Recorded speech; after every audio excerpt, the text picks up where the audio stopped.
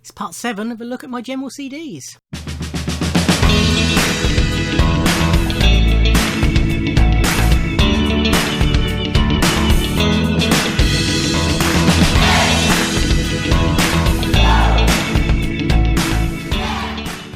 Hi everybody, and welcome to the next part in my look at my CD collection. We're on just normal albums that you would expect to find in people's collections, not soundtracks and what's the word I'm looking for? Compilations, not various artist compilations, just albums released by an artist, excluding signed ones, print ones, box sets that I've shown on previous videos. Anyway, let's carry on. First up we have Kill the Wolf by Matt Berry. Matt Berry's the comic actor, comedian, whatever you want to call him.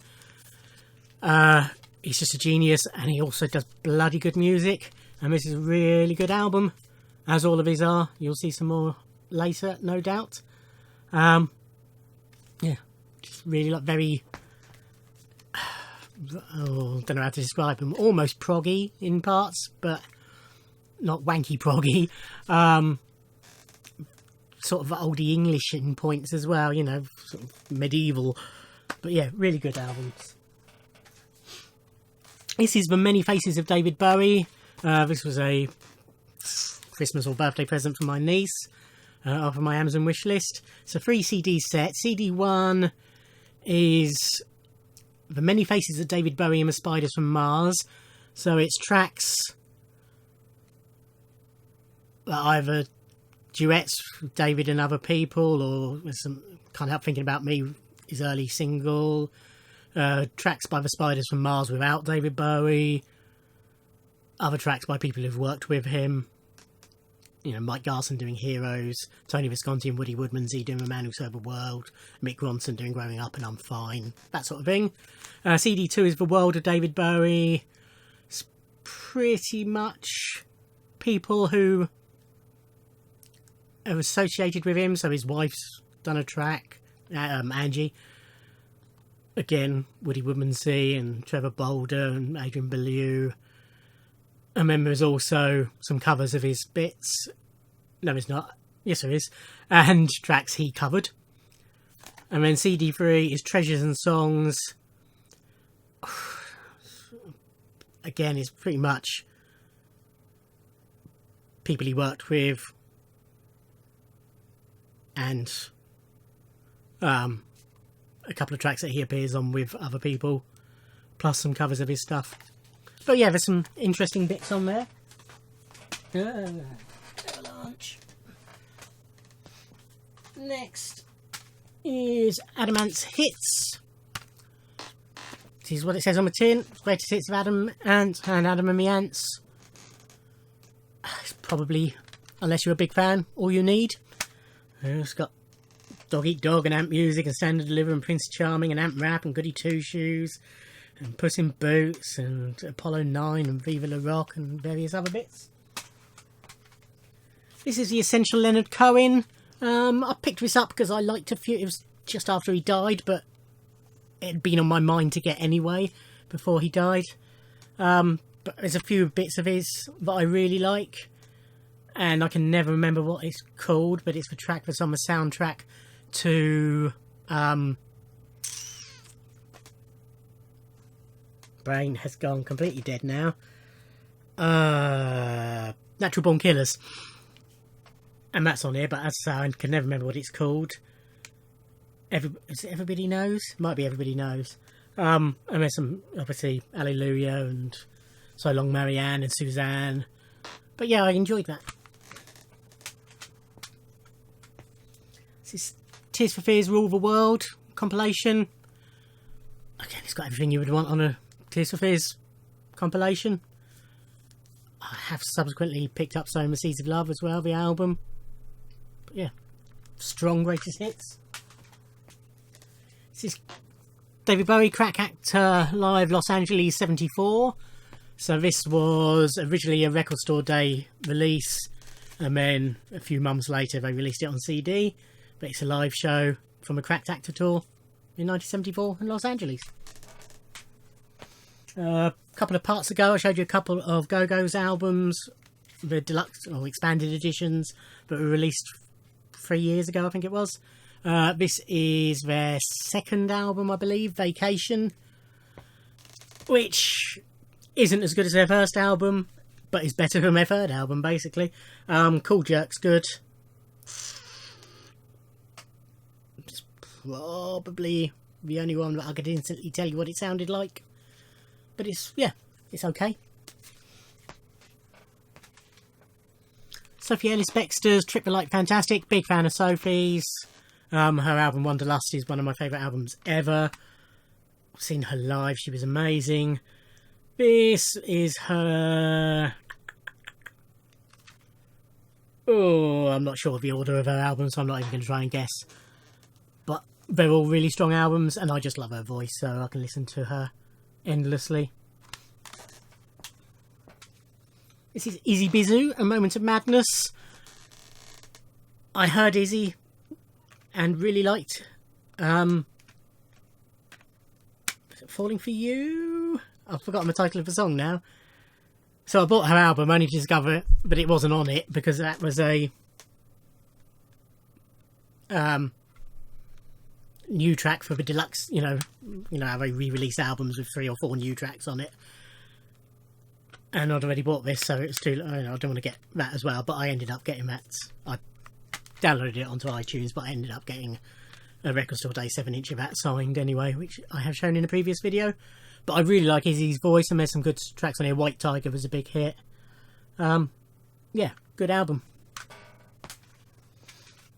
This is Black Grapes Pop Voodoo. This was their new album they released a couple of years ago. Lots of people said it was a return to the form of It's Great When You're Straight. Yeah, it's not. Is it better than the second album, whose title I've forgotten? Maybe. I was a bit disappointed, to be honest, because It's Great When You're Straight, yeah, is one of my favourite albums ever. This is Bryan Adams' Ultimate. It's a nice place to get all his big songs, basically. It's 21 tracks. Some of them they've edited down to fit on here, unfortunately. But again, it's got everything you would want, including that song from Robin Hood. But yeah, it's got everything you would want from a Bryan Adams compilation. This is Sheridan Smith's debut album, Sheridan. Or Sheridan the album. So this is her doing classic songs. Songs from musicals, plus just, well-known song, Crazy and Anyone Who Had a Heart, and Superstar, and Addicted to Love, all sorts.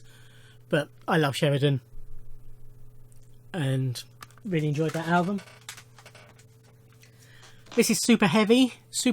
By Super Heavy. Super Heavy are made up of Joss Stone, which is the reason I bought this, Mick Jagger, Dave Stewart of Eurythmics, and is it Ziggy Marley? It's one of the Marleys, I think. Damian Marley, and A.R. Rahman, whoever he is. It's not very good, basically. I couldn't tell you any of the songs on it. I barely remember listening to it, but I remember that it was... which is a shame, because I really like Joss Stone. This is the Hope 6 Demolition Project, the marvellous album by the marvellous PJ Harvey. This is to date her last album, released in 2016. It's just amazing, genius work. This is The Midnight Beast by The Midnight Beast. If you're not familiar, they're 3 young men who came to fame releasing comedy rap songs on YouTube, and they were awarded their own TV series on, I think it was More 4 or one of those Channel 4 subsidiaries, which I only watched because the actress Sophie Wu was in it and I'm a big fan of her. But I really enjoyed the series. That said, I didn't watch the second series. I don't even know if Sophie was in the second series. But yeah, I really enjoyed it, so I thought I'd get their album, and it is very funny and good beats, as I believe they say. So yeah, it's quite fun. You know, the first track is called "I Kicked a Shark in the Face." So that tells you a lot, doesn't it? This, I think, was just I expect you heard that. I've now got to be careful of moving my chair. Never mind. Yeah. I think this was a charity shop pickup. This was Wet Wet Wet's end of part 1, their greatest hits. My sister is a huge Wet Wet Wet fan. Has been since Popped In Sold Out. As such, I heard a lot of their stuff. I always liked their stuff. In fact, we first saw them, me and my dad were watching, I think it was Pebble Mill at 1 or something like that. That dates us. And Wet Wet Wet made their, I think it was their TV debut, performing Wish I Was Lucky, and we liked it, but we knew my sister would, and we said to her, you must check out this band. And the rest is family history. But yeah, certainly their early stuff was, most of their stuff was really good. I know they were a bit cheesy, and Marty Pello, apart from being a smackhead, was a bit too all the time. But some really strong tracks on here. Couple more. Another Sophie Ellis Bextor. This is Read My Lips. This has got Take Me Home and Murder on the Dance Floor. I think this was her first album. But again, really love it. Taylor Swift's 1989. I love Taylor Swift's pop stuff. I've mentioned before. It's just a really, really good album. Mark Ronson's Uptown Special. This was his sort of funk album. Obviously the big hit on it was Uptown Funk. But I'm a fan of Mark's and a fan of funk and really like that album. Back to some Matt Berry. This is Opium. This, I think, might have been his first album. But then this was a re-release, I believe. But again, just really, really strong.